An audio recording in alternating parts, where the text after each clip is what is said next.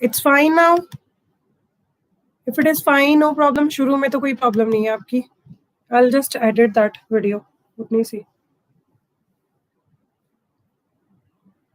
अब अगर फिर होगी तो मुझे बता देना, otherwise I'm going to come live again then. आप लोगों ने तो already channel subscribe किया हुआ है. It's fine now. You're able to see me properly. So let's recall the things what we have covered yesterday. So let's see what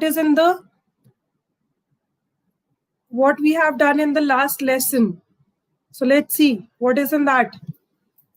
So what we have done in the last lesson, कोई मुझे बताएगा, हमने किया था cardinal utility approach. So consumer's equilibrium can be explained with two concepts. One is your cardinal utility approach. I just want the answer who has given this cardinality utility approach. So इसके लिए short form हम लोग use कर सकते हैं, that is CUA, cardinal utility approach. Who has given this cardinal utility approach? What are the other names for this? Quickly, just give me answer for that. So yes, Professor H.S. Goosen has given this cardinal utility approach. What is the other name for cardinal utility approach? Quickly, just tell me. Hurry up, hurry up. And which law we call this as? This is which law of your Professor Goosen?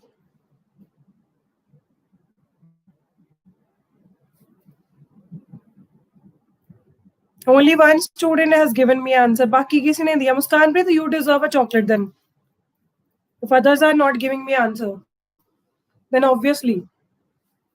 ठीक है?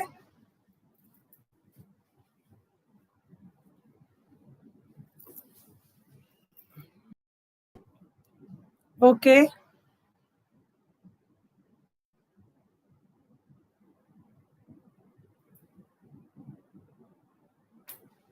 So yes, which law of cardinal utility? Since which law?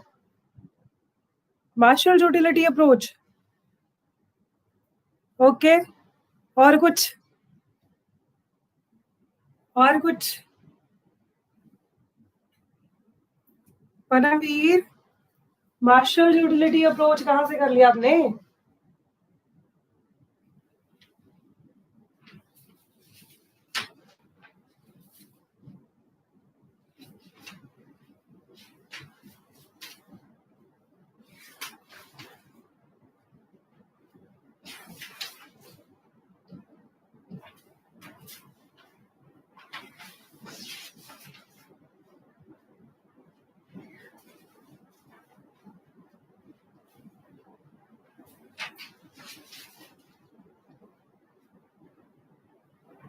हाँ जी. I need one of your answer. How many commodities we need in while we study law of diminishing marginal utility? So how many commodities we study? Yes, it's Goosen's first law. ठीक है? And how many commodities we study under equimarginal utility? जो आपका law था, law of equimarginal utility. ठीक है? So just tell me how many commodities we study in that. Quickly, जरा आपका recap हो जाएगा, फिर उसके बाद I'm going to start with the new topic. Hurry up, please.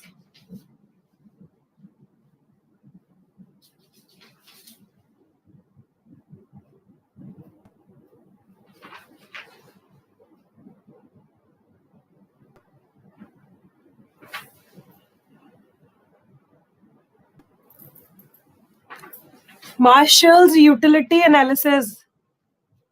हाँ जी, only Muskanpreet is giving answer. बाकी सबको क्या हुआ है अभी? What happened to you?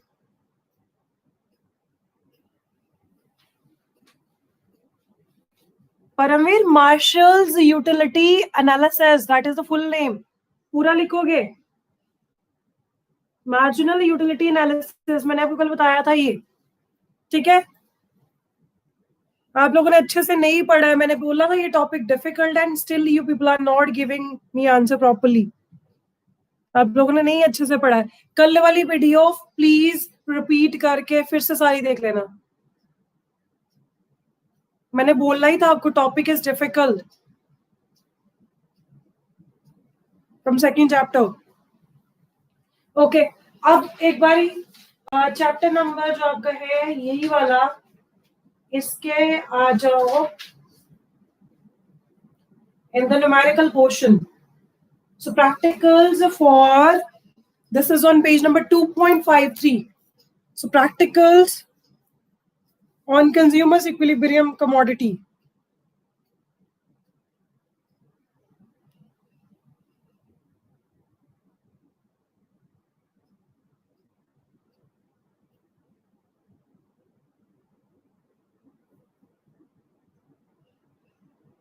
हाँ जी, so just look at the practical number 7, numerical जो आपके 2 commodities वाले केस में। जरा मुझे ये बताओ यहाँ पे क्या लिखा है, देखो in the numerical in back exercise what they have given you. So they have given you the MU schedule for goods X and Y are given. Price of both goods is ₹1 each and the income of Ramesh an individual is assumed to be ₹5. अब उसके पास ₹5 में उसने 2 goods खरीदनी है। So how much he can spend for each?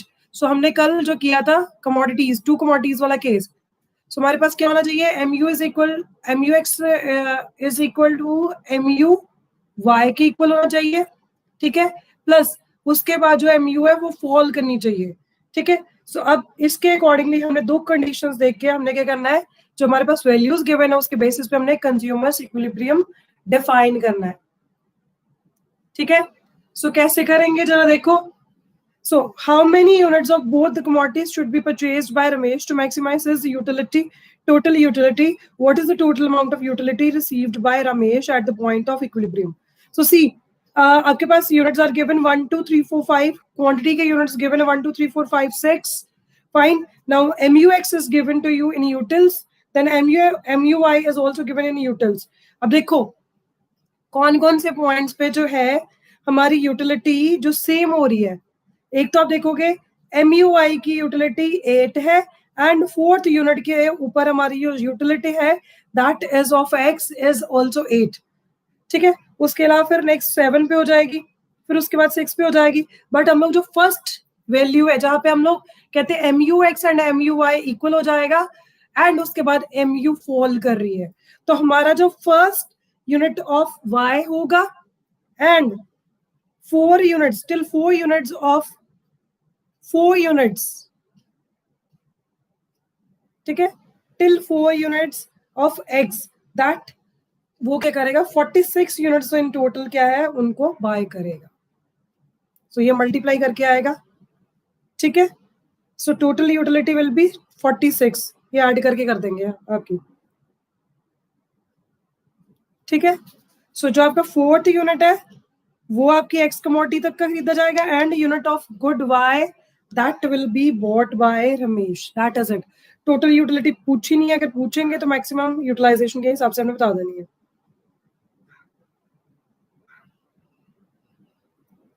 ठीक है। So I hope you are clear with this thing. ऐसे आपके न्यूमेरिकल वैसे बहुत रेयर आता है, आपको वैसे केसेस आ जाते हैं, explain consumers equilibrium in the case of single commodity, explain consumers equilibrium in the case of 2 commodities. most of the time 2 commodities वाला केस पूछा जाता है, तो वो आपको बहुत अच्छे से पढ़ना है, ठीक है। so I'm just giving you the idea. Now the next thing which we are doing is ordinal utility approach. So this is given by, मैंने आपको कल बताया था, who has given this ordinal utility approach? That is by Professor Hicks, Professor Hicks and Allen, ठीक है। सो किसने दिया था आपका जो था this we can call indifference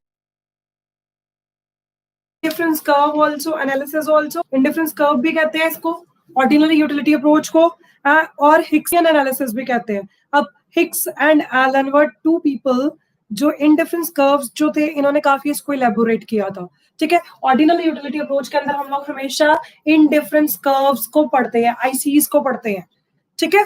so that we are going to study in that.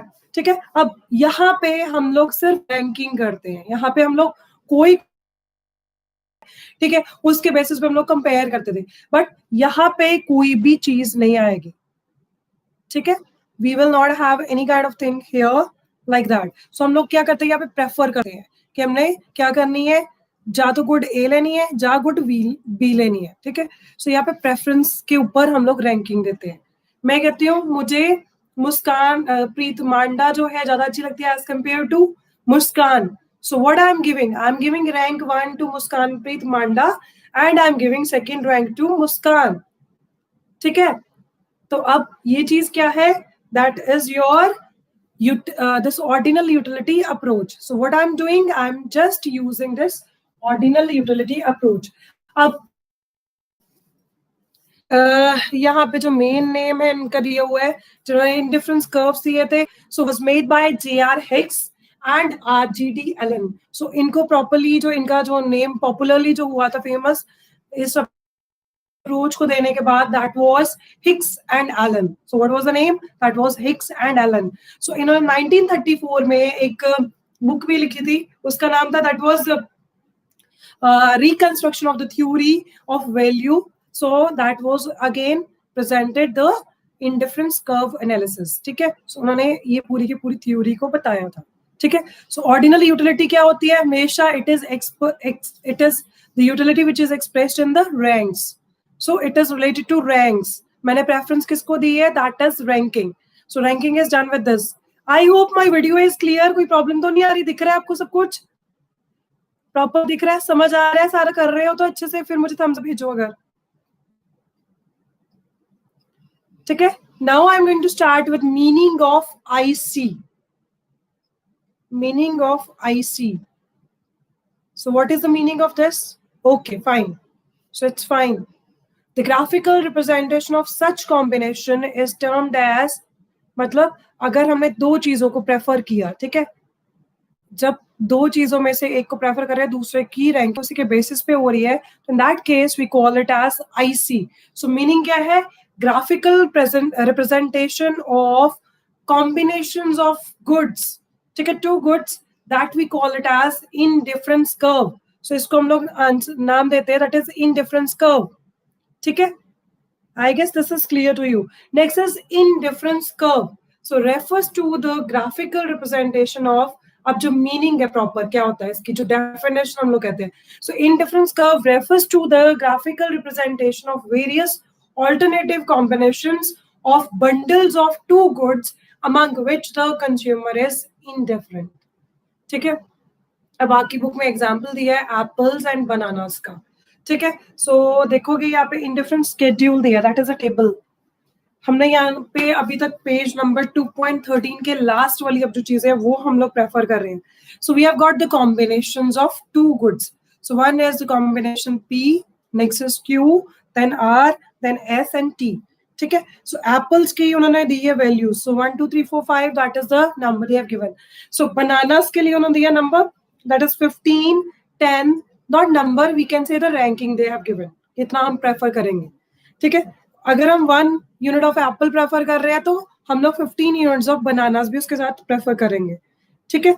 सो आपकी देखो वहां पे कर्व बना है, उसके ऊपर उन्होंने प्रॉपर ड्रॉ करके बताया this combination has got 15 units of this and another. मैं आपको बना के बता देती हूँ proper. So see this one, we are doing this one, ठीक है. सो ऑर्डिनल अप्रोच कर रहे हैं, किसने इसको क्या कहते हैं, हिक्सियन एनालिसिस भी कहते हैं. Other name was ICA, indifference curve analysis, ठीक है. अब इसी के अंदर हमारा आता है IC schedule, ठीक है. दूसरा आएगा IC curve, indifference curve analysis. अब जब schedule की बात करते हैं तो we have got combinations, ठीक है. We have got combinations of goods.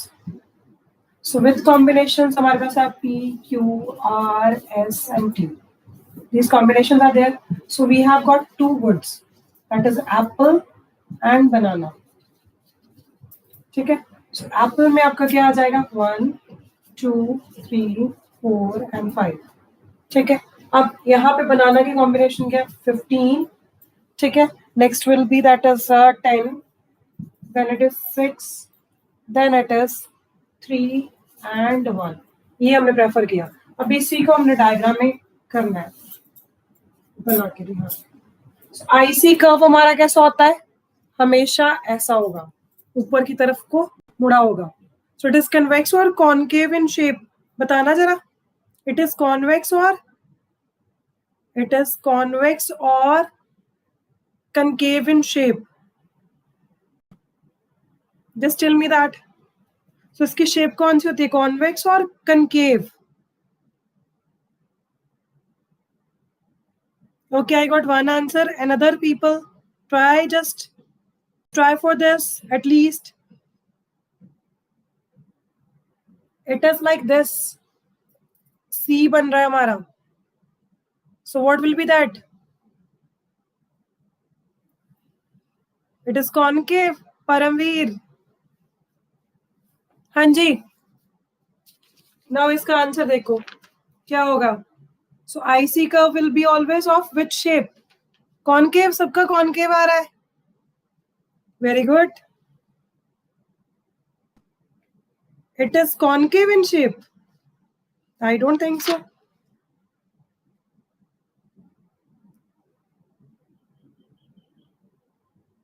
It is always convex to the origin. देखो पेज नंबर 2.16 में दिया हुआ है.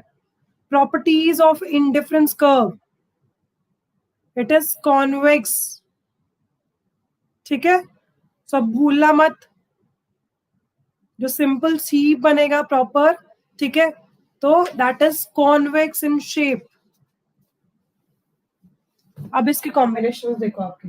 So we preferred apples here. ठीक है, दूसरी कमोडिटी थी बनाना. सो बनाना के जो वैल्यूज है, हम जस्ट ऐसे लिख देते हैं. This is origin point y axis, this is x axis.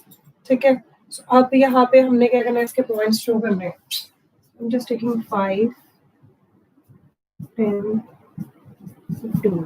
अगर ऐसे लेते हो तो नहीं, I just take the multiple of 3.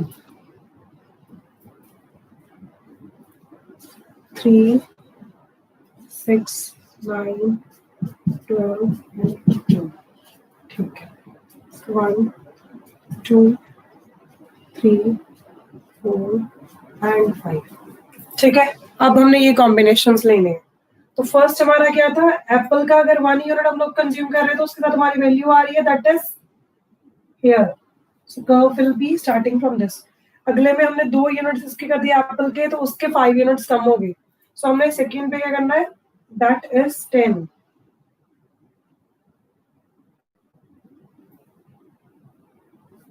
Is ये 10. ठीक है, नेक्स्ट देखो 3 यूनिट्स इसके एप्पल के एंड 6 यूनिट्स ऑफ बनाना. सो यहाँ पे हम लोग करेंगे 6 पे मार्क. ठीक है, next 4 units of apples and 3 units of banana. So अब हम लोग करेंगे यहाँ पे, so it is like this. Now 5 units of banana and 1 unit of this. So हम लोग करेंगे ऑलमोस्ट नीचे आपके कर लेते हैं. ठीक है, तो ये कर्व आपका इस तरह से कुछ बनेगा. ठीक है, सो आपका इस तरह से कर्व बनेगा. सो this is your IC curve. यहाँ पे कॉम्बिनेशन लिखने हैं. हमने कितने यूनिट्स लिए थे, यहाँ पे 1 unit of apple plus 15 units of banana. So ये हमारा फर्स्ट कॉम्बिनेशन था. सेकंड, इसको हम नाम दे सकते P, this will be Q, this will be R, this will be T. So जैसे हमारे यूनिट्स लिए थे वैसे वैसे हमने वो चीजें लिख देनी है. ठीक है, I guess this is clear to you. कैसे मैंने बनाया आईसी कर्व, सबको क्लियर है? IC curve is always convex to the origin. It is always convex to the origin. ठीक है, मेरा थोड़ा सा ऐसे बना बट की तरह बनेगा. Okay, if it is clear to you just send me thumbs up. आपने सारे कॉम्बिनेशंस लिखने हैं यहाँ पे. 2 apples again and 10 bananas. So आपने कॉम्बिनेशन सारे लिख देने ऐसे करके. सो फिर आपका पूरा का पूरा आईसी कर्व कंप्लीट हो जाएगा. सो अभी तक इतना समझ आ गया तो send me thumbs up then quickly. फिर हम लोग नेक्स्ट कर रहे हैं टॉपिक. इसकी फोटोग्राफ क्लिक कर लो एक बारी.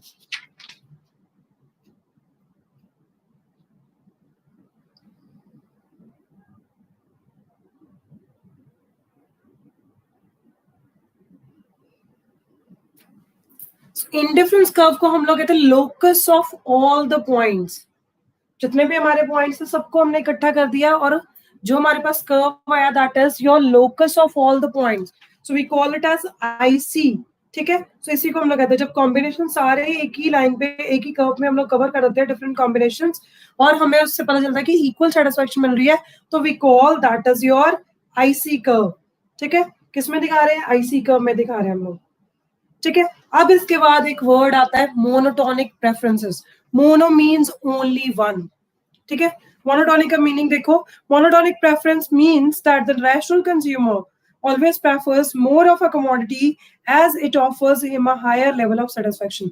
अब कल जैसे मैंने पूछा था कल आएगा परसों मैंने पूछा था बच्चों से कि विच इज योर फेवरेट स्वीट, तो कुछ लोगों ने फास्ट फूड भेजे थे, कुछ ने मुझे बोला था फेवरेट फूड कौन सा है।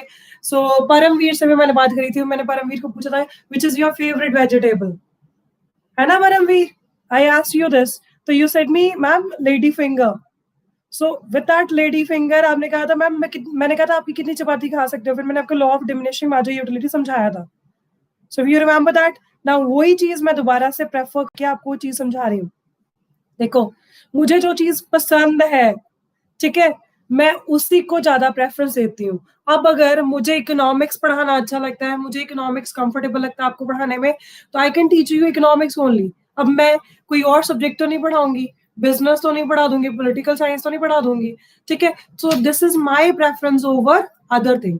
सो व्हाट इज दैट? सिमिलरली हमारे बीइंग अ रैशनल कंज्यूमर, मेरे पास जो इनकम है, जो मुझे चीज पसंद है, मैं उस पे ज्यादा अपनी फोकस रखूंगी और उसको प्रेफरेंस ज्यादा दूंगी as compare to others. Suppose I like gulab jamun and मेरे पास दो कॉम्बिनेशन है, one is I can prefer gulab jamun over rasgulla. ठीक है, तो मुझे गुलाब जामुन ज्यादा पसंद है, तो obviously I will buy more quantity of even gulab jamun. ठीक है, not of rasgulla. So what is that? That is again monotonic preference. मैं एक चीज को ज्यादा प्रेफरेंस दे रही हूँ एज कम्पेयर टू अदर। ठीक है, so this is also common in the monotonic preference। अगर rational consumer की बात करेंगे तो ये चीजें कॉमन रहती हैं हमेशा। So we have got the bundles of goods, ये सारे हमारे बंडल्स ऑफ गुड्स ही बन रहे थे। ठीक है, तो we preferred goods like that. ठीक है, सो ये आपकी मोनोटोनिक प्रेफरेंस वाला एग्जांपल हो गया। नेक्स्ट इज, ठीक है, नेक्स्ट इज इंडिफरेंस मैप। जब हमारे पास ऐसे काफी ज्यादा इंडिफरेंस कर्व आ जाए, ठीक है, अगर मेरे पास दो तीन और होते यहाँ पे, आई let me rub this and I just make the diagram here, so फिर आपको ज्यादा क्लियर हो जाएगा। आज ये चैप्टर आपका फिनिश कर देना है। ठीक है, so, अब आप कर रहे हो, हम लोग क्या कर रहे हैं, दैट इज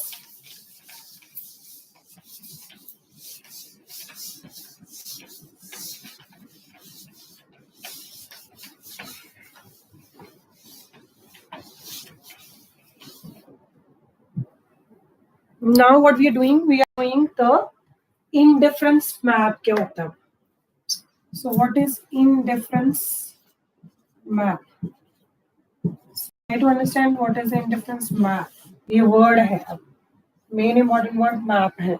ठीक है, जब हम suppose graph with me y x axis,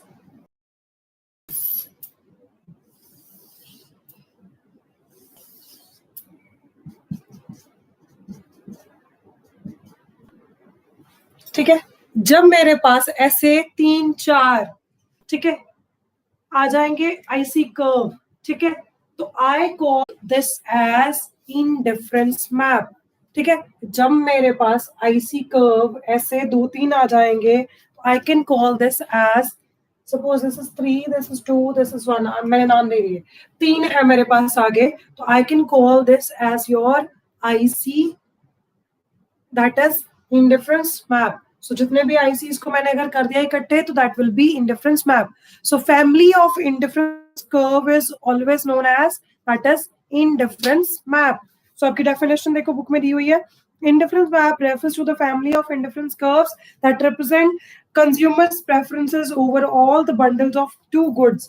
ठीक है, so in that case what we call this as, this is your indifference map। यहाँ पे आपकी commodity x, जैसे हमने एप्पल एंड बनाना का किया था, वैसे यहाँ पे आप commodity x एंड y भी दे सकते हो।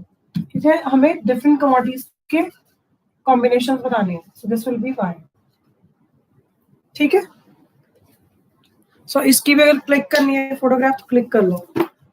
ठीक है, नेक्स्ट अब आपके पास आता है यहाँ पे एक चीज है, higher difference curves represent higher levels of satisfaction. अब हायर डिफरेंस कर्व कौन सा होगा हमारा? IC 1 2 3 में से कौन सा हाईएस्ट लेवल वाला होगा?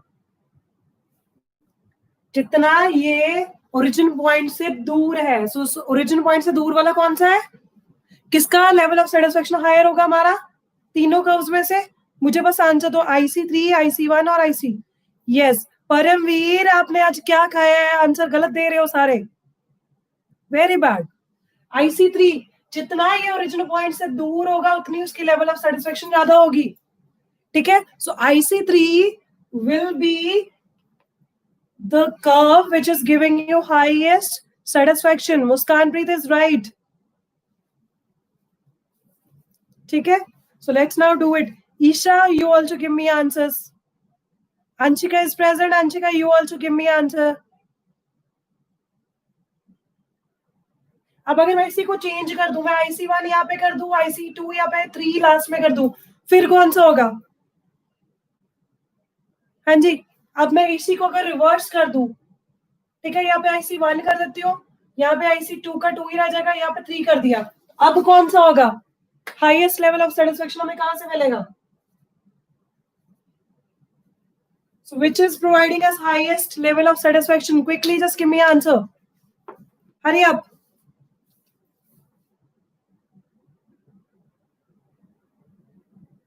जल्दी जल्दी आंसर करो.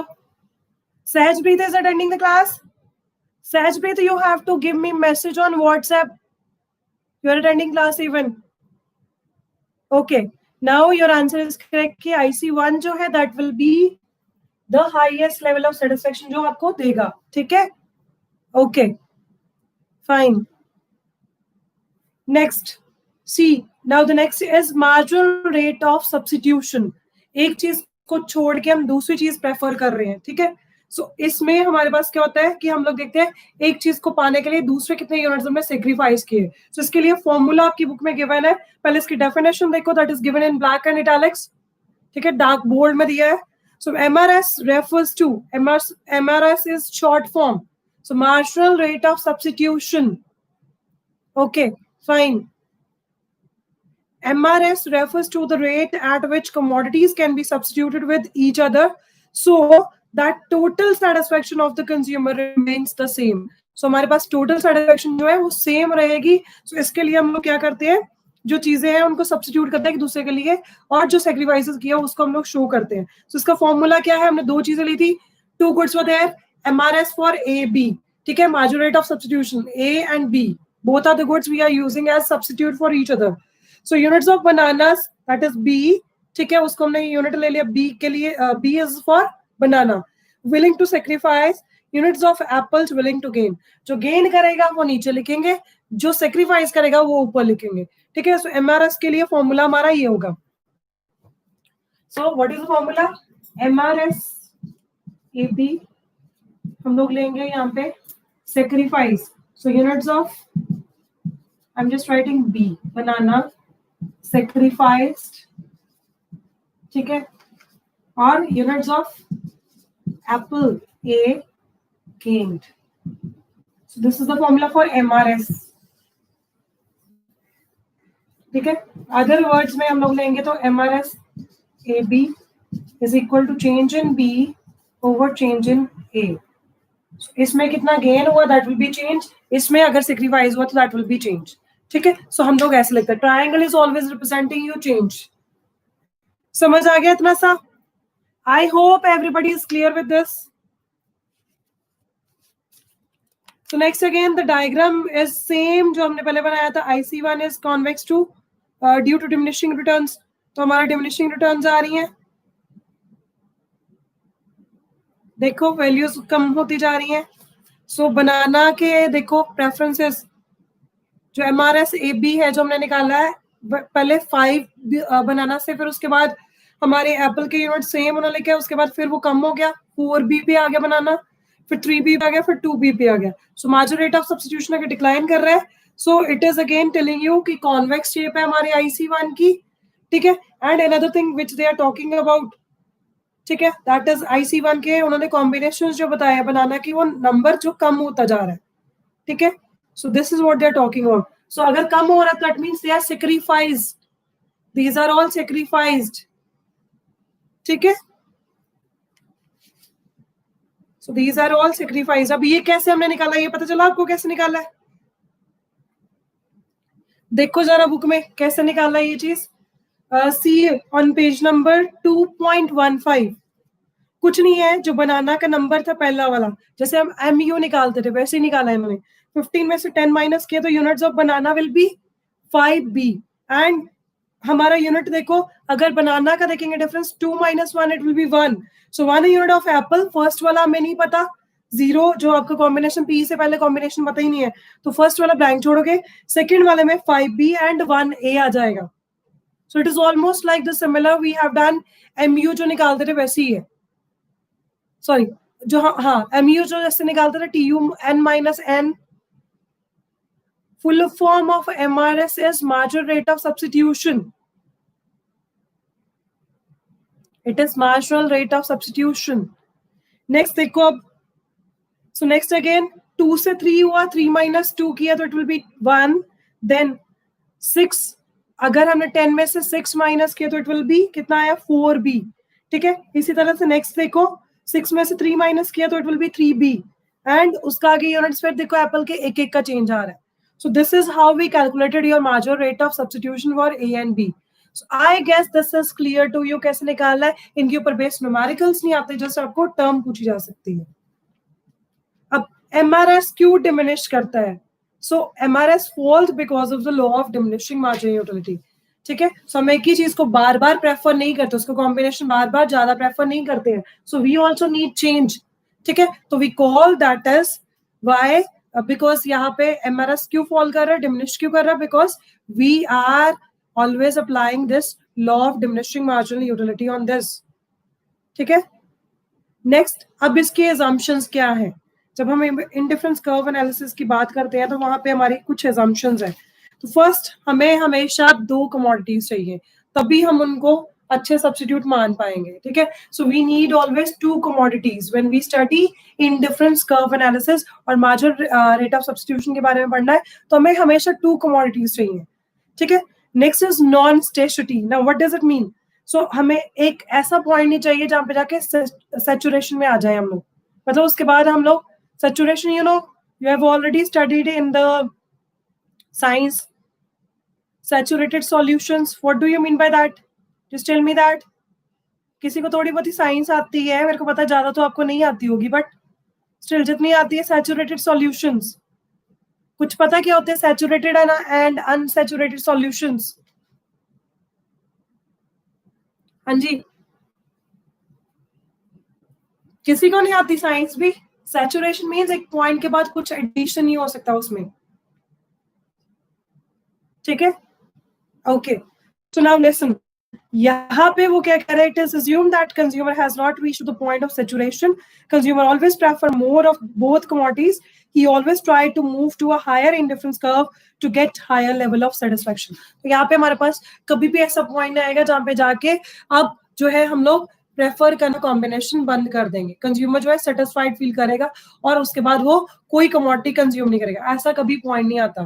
सो that is the point of saturation.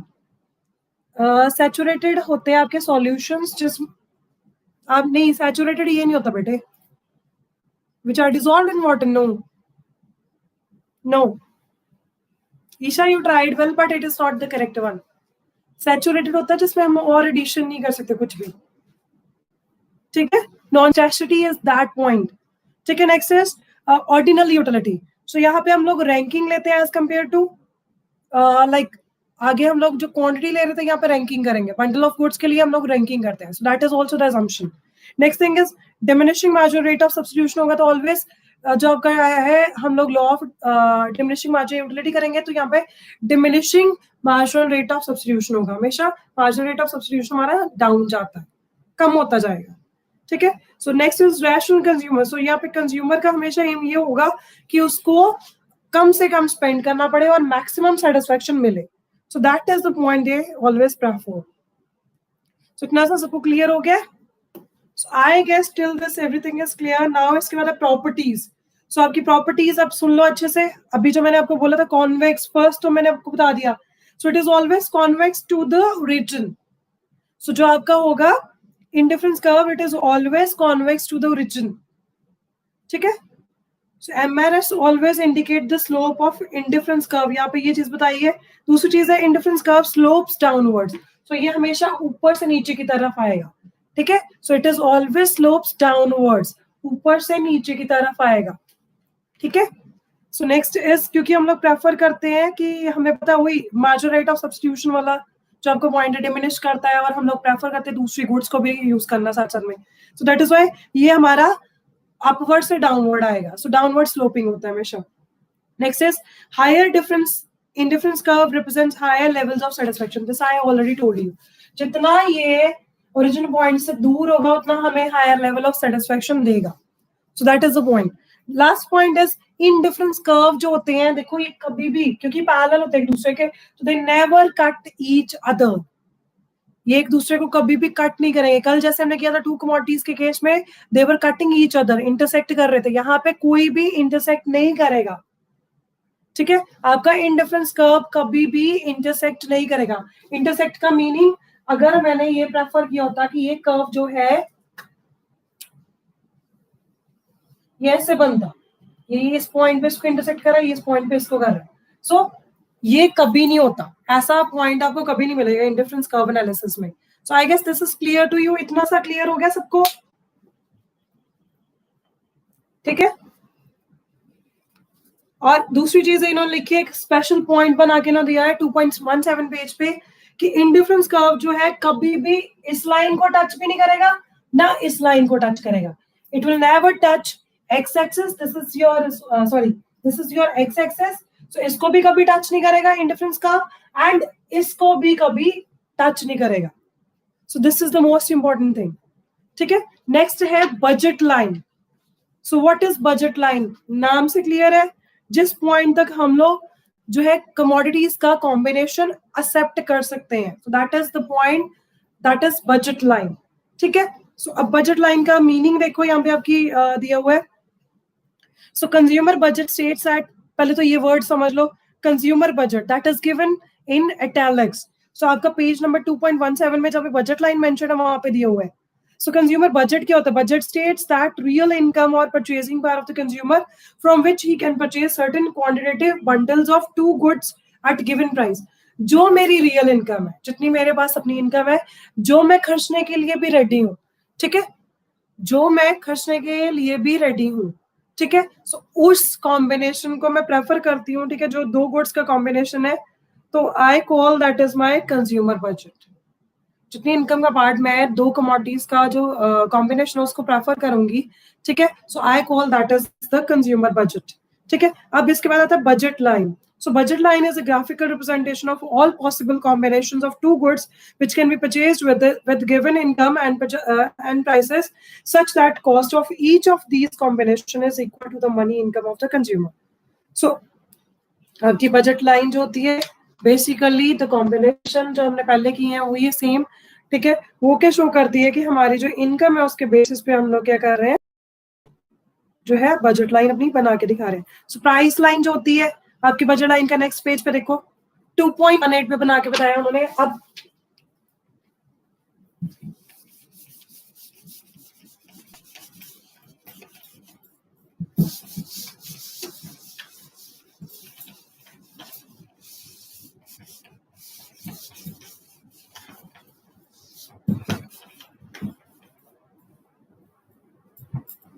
अगर हम लोग सिंपली कॉम्बिनेशंस ऑफ गुड्स लेते हैं, ठीक है, अब इसके बाद उन्होंने एक टर्म और मेंशन की हुई है, that is budget set. All possible combinations of two goods which a consumer can afford given his income and prices in the market. अब यहाँ पे हम लोग प्रेफर करते हैं, नीचे वाला देखो जहाँ स्केड्यूल बना हुआ है, स्केड्यूल ऑफ बजट लाइन. ठीक है? So budget set and budget line two different concepts हैं. जब हम सिर्फ कॉम्बिनेशन की बात करेंगे तो it is a budget set. ठीक है? जब हम उन सारे बजट सेट को कवर करते हुए एक लाइन बना के रिप्रेजेंट करेंगे, उसी के ऊपर हम सारे बजट सेट मतलब शो करेंगे, तो then we call that is your budget line. So इतना सा आई गेस क्लियर है आपको, थोड़ा सा ये चीज समझ लो. So budget set includes all the possible bundles of cost less than or equal to consumers' money income at the given prices. On the other hand, budget line जो है उसके ऊपर represent करते हैं हम लोग bundles of goods. ठीक है, so spending his entire income at the given price. ठीक है, next is budget line. Bundles of budget set lie either on or below budget line. या तो बजट लाइन के ऊपर होंगे या उसके आसपास होंगे. ठीक है, so the bundles of budget line lie only on the budget line. So budget line के जो बंडल्स होंगे always that will be shown on the budget line. Budget set जो होगा दे कैन बी ऊपर नीचे हो सकते हैं बजट लाइन से. ठीक है, अब आपके देखो यहाँ पे डायग्राम दिया है. सो विद स्केड्यूल पहले देखो क्या दिया उन्होंने. स्केड्यूल में आपके पास है combination of apples and bananas. They have given you the budget points जो आपके, ठीक है, जो कॉम्बिनेशन दिए हैं EFGHIJ. ठीक है, सो आपके पास है एप्पल्स जो है दैट इज 4 रुपया ईच, एक एप्पल आ रहा है. सो 5 एप्पल है हमारे पास, तो उसको मल्टीप्लाई कर देंगे 4 से. रियल इनकम ये हुई 20 के इक्वल हमें प्रॉपर उसकी इनकम बजट जो था उसका बता दिया. सो बजट में जितने हमारे यूनिट्स आते होंगे that can be your budget set के जो कॉम्बिनेशन आ जाएंगे हमारे पास. ठीक है, अब यहाँ पे था 5 यूनिट्स ऑफ एप्पल है, तो 5 into 4 किया तो इट विल बी 20. सो हमारा बजट यहाँ पे खत्म हो गया. so, दूसरा बनाना की हमने क्वांटिटी प्रेफर ही नहीं करी. नेक्स्ट है 4 units of Apple. So 4 into 5 it will be 16 and 2 units of bananas. So bananas के इन्होंने कॉस्ट दी है हमारे पास 2 रुपया. सो 16, 4 into 4 it is 16 and 2 into 2 that is 4. ठीक है, सो 16 plus 4 इट इज 20 अगेन. सो आपके ये भी कॉम्बिनेशन क्या हो गया आपके बजट में हो गया. So next is 3 into again 4 that is 12. Then again 4 into 3 कर दिया तो it is 3 into 4 it is 12 and 4 into 2 किया sorry तो it will be 8. ठीक है, so 12 plus 8 it will be 20. So third combination भी उनके पॉकेट में है. नेक्स्ट है आपके पास that is 2 units of apple and 3 unit आगे है आपके sorry 6 units of bananas. 6 into 2 किया तो it will be 12 and 2 units of apple कर दिया तो it will be 8. So 12 and 8 that is again 20. ठीक है, फिर उसके बाद 1 unit of apple कर दिया and 8 units of banana कर दिए. So 8 into 1 किया that will be 8 into sorry 8 into हमने 2 कर दिया तो it will be 16 and 1 unit of apple कर दिया तो it 1 into 4. So it is 16 plus 4 again 20. Next is 0 units of apple and 10 units of banana. So 10 into 2 कर दिया it is 20. ठीक है, अब इन्हीं कॉम्बिनेशंस को उन्होंने क्या किया that is they have shown on the graph. ठीक है, सो आपने क्या किया सिंपली जो आपके कॉम्बिनेशन से उनको शो किया. यहाँ पे ध्यान ये रखना है कि उन्होंने क्या किया है उल्टा शो किया है कॉम्बिनेशन. ठीक है, अब इसके अलावा कोई पॉइंट आगे पीछे हो जाएगा that will be your budget set का पार्ट होंगे अनअटेनेबल कॉम्बिनेशंस. ठीक है, and point D indicates income is under spent, मतलब आपने पूरी इनकम लगाई नहीं अपनी. सी है तो that means we are trying to just think of those things which is not in our pocket, जो हमारे बजट के बाहर है. ठीक है, सो ये पॉइंट्स आपको आई गेस क्लियर हो गए होंगे. मैं सिंपली जो points this is your budget line, ये जो होगी this is called budget line. ठीक है, और जो कॉम्बिनेशन लोग शो कर रहे हैं ना जैसा ई यहाँ पे ना जे से लिया था ना,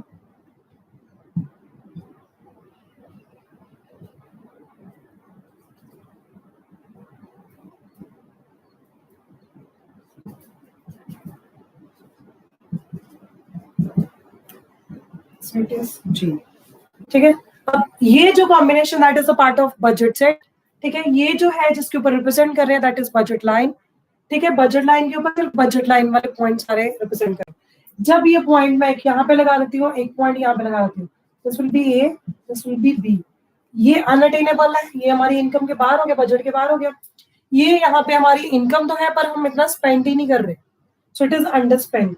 तो ये आपके क्या आ जाएंगे this is also the part of budget set. ये जब हम लोग बजट लाइन के ऊपर रिप्रेजेंट करते हैं सारे के सारे बजट सेट पॉइंट, कुछ पॉइंट्स हम लोग आगे पीछे भी ले सकते हैं. ठीक है, तो आसपास भी ले लेंगे बजट लाइन के. I guess this much is clear to you. इतना समझ आ गया सबको? बजट लाइन का क्लियर हो गया कि नहीं हुआ? Please tell me that. अब बजट लाइन के लिए हमारे पास इक्वेशन दी हुई है, उन्होंने कैसे लेते हैं हम लोग? सो हमारी जो m इज इक्वल टू क्या होता है? p price of this quantity of that is A. So price and quantity of A plus again price of B and multiply करना है जैसे हमने किया था उसमें 5 into 2 5 into 4 किया था हमने जैसे, ठीक है? तो यहाँ पे हमने वैसे ही बनाना का लिया था। So price was 2 and quantity of banana that is 1 और 2 जितने भी यूनिट्स हम लोग ले रहे हैं, ठीक है? So this is what they are showing on the like इसकी इक्वेशन, लाइक जो आपकी अलजेब्रिक एक्सप्रेशन आएगी वो कैसे आएगी। इतना सा क्लियर हो गया सबको? बाकी क्या क्या चीजें रह गई हैं? थोड़ा सा ही रह गया बस, ऑलमोस्ट टाइम नहीं है आपके चैप्टर, ठीक है? सो इसके बाद आपका MRE marginal rate of that is exchange. So इसके बाद ये चीज थी। अब आपका स्लोप ऑफ बजट लाइन कैसे आएगा? वैसे ही जैसे हमने वो किया था MRS वाला, ठीक है? So units of banana which we are willing to sacrifice, same formula जो हमने किया था, ठीक है? स्लोप ऑफ बजट लाइन के लिए I am just writing BL, ठीक है? तो हमारे पास जो फॉर्मूला था units of banana over units of apples, तो ये आपका स्लोप ऑफ बजट लाइन का फॉर्मूला है, ठीक है? So this is what they talk about, this is the formula. Same है जो हमने आपका MRS में किया था, ठीक है? सो ऑलमोस्ट अभी काफी चीजों की रेपिटेशन ही हो रही है। इसके लिए हम लोग वर्ड ये भी कहते हैं price ratio. So price ratio के बेसिस पे आएगा क्योंकि चेंज आएगा प्राइसेस के बेसिस पे, सेक्रीफाइस हम प्राइस के बेसिस पे करेंगे। सो इसके लिए टर्म प्राइस रेशियो भी यूज करते हैं, ठीक है? इतना सा क्लियर है सबको? अब नेक्स्ट लाइन पे आ जाओ। प्राइस रेशियो का मतलब क्या है? So price of X over price over Y, दोनों को अगर हम प्रेफर करें that is price ratio. So इसके लिए वर्ड है मार्जिनल रेट ऑफ एक्सचेंज। एक चीज लेने के लिए दूसरी हमने एक्सचेंज करने के लिए क्या किया, किसका सेक्रीफाइस किया? So that is PX over PY। So that is the formula for this. So why slope of budget line is represented as price ratio? So it is just like, क्योंकि change जो आता है that is constant हम लोग मान के चलते हैं, ठीक है? अब प्रॉपर्टीज क्या है बजट लाइन की वो देखो। सो बजट लाइन हमेशा डाउनवर्ड स्लोपिंग होएगी and it is always the straight line. पहले हमारा आईसी कर्व जो था वो कर्व फॉर्म में होता है, ये हमेशा लाइन में होती है। लाइन मीन्स स्ट्रेट लाइन, ठीक है? सो इतना से क्लियर हो गया? शिफ्ट्स आती है यहाँ पे जब हमारे पास हमारी इनकम में क्या आएगा, इंक्रीज आ जाएगा, तो हम लोग शिफ्ट कर जाएंगे इस साइड पे। So we will be shifting to this side. So अगर हमारी इनकम में कम हो जाती है तो वी विल शिफ्ट इनसाइड, ठीक है? अगर इनकम बढ़ती है तो we will shift to this side, ठीक है? अगर हमारी इनकम कम हो जाती है तो वी विल ऑब्वियसली हमारा अंडर बजट हो जाएंगे, तो we will just shift to the inside of this. So ये दो तरह की शिफ्ट्स होती है हमारे पास, एक होती है राइट वर्ड, एक होती है लेफ्ट वर्ड, ठीक है? So rightward and the leftward shift. So rightward shift कब आती है? जब आपकी इनकम में इंक्रीज आता है, ठीक है? लेफ्ट वर्ड कब आएगी? लेफ्ट हैंड साइड वाली साइड है ना, तो ये राइट हैंड साइड वाली साइड था, तो इंक्रीज जब आएगा तब आएगी राइट वर्ड, ठीक है? हाँ जी बेटे, ये चीज है आपको। एप्पल के लिए बनाना सेक्रीफाइस किए ना हमने,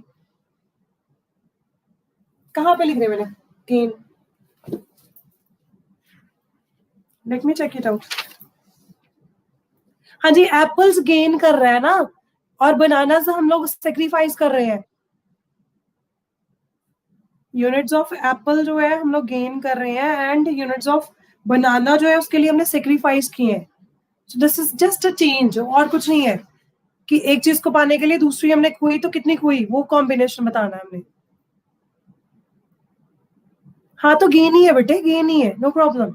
बनाना सेक्रीफाइस होते हैं, एप्पल गेन करते हैं। तो मैंने सिर्फ चेंज लिखा और कुछ नहीं लिखा यहाँ पे, दोनों में चेंज आएगा, ठीक है? सो इसके बाद आती है रोटेशंस। रोटेशन जैसे हमने किया था, एक ही में अगर चेंज आएगा, ठीक है? अगर एक ही कमोडिटी में चेंज आएगा तो दैट वी आर प्रेफरिंग। ये जरा देख लो बड़ा, थोड़ा सा देखो जरा, effect of change in prices. अगर सिर्फ change in price of both the commodities आता है, ठीक है, और change in the price of commodity only X, axis पे एप्पल के आता है। तो जब अगर एप्पल की बात आएगी तो बजट लाइन हमारी शिफ्ट होगी यहाँ पे, सिंपली बता ही रहते हो आपको, एक मिनट रुको।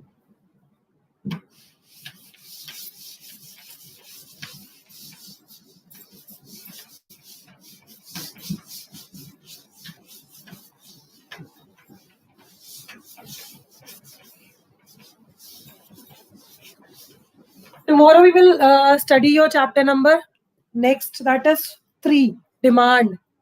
ठीक है, तो आप लोगों ने कल डिमांड के लिए सारा प्रिपेयर करना है, और जो डाउट्स होंगे मुझे शाम तक भेज देना।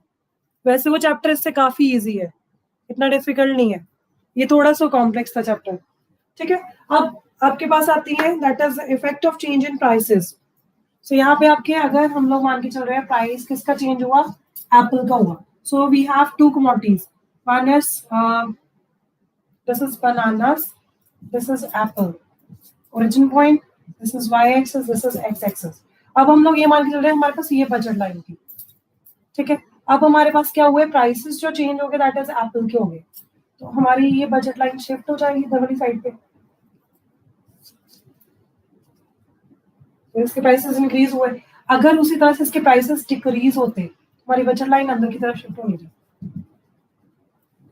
ठीक है, सो अब ये चीजों को सिर्फ समझना है हमने। सो अगर A2 पे जाता है तो दैट मीन्स, सॉरी, अगर A2 पे जाता है, इसको हमने माना है A, इसको मानेंगे A1, this will B A2। ठीक है, अब यहाँ पे कॉम्बिनेशन लिए, बनाना के प्राइस में कोई चेंज नहीं आया, एप्पल के प्राइस में चेंज आया। सो जब आपके एप्पल के प्राइस में चेंज आया तो यहाँ पे देखो budget line shift from AP to A1 due to decrease in price of apples. जब एप्पल के प्राइसेस डिक्लाइन करेंगे, ठीक है, तो उस टाइम ऑब्वियसली उसकी डिमांड बढ़ जाती है।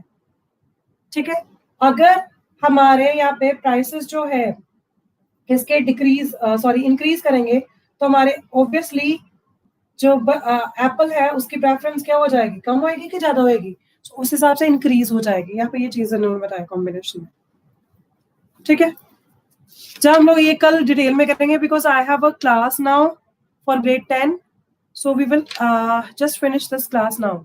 कल हम लोग ये टॉपिक जो रह गया ये कल दोबारा डिटेल में कर लेंगे। ठीक है, एक बार आप लोग पढ़ के देख लेना, मुझे पता है अभी आपको समझ नहीं आएगा तो I can discuss it tomorrow.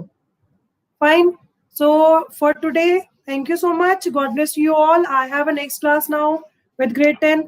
सो आप लोग डिमांड चैप्टर भी पढ़ के रखना कल के लिए। ठीक है, so thank you so much, I hope सबको समझ आया जो हमने चीजें करी हैं। सिर्फ इनकी टर्म्स वगैरह सारी आपको अच्छे से डिटेल में याद करनी है, जो इनके फॉर्मूलाज है वो लर्न करने अच्छे से, काफी रेपिटेशन भी है यहाँ पे। ठीक है, अब एक ही टॉपिक जो आपका रह गया वो कल मैं आपको करवा के साथ में डिमांड वाला चैप्टर करवाऊंगी। ठीक है, डिमांड वाला इजी है चैप्टर, आपको इजीली समझ आ जाएगा। I guess Surina is also present. Why tomorrow is holiday? No holiday tomorrow, it's working, it's working. Saturday is always working now.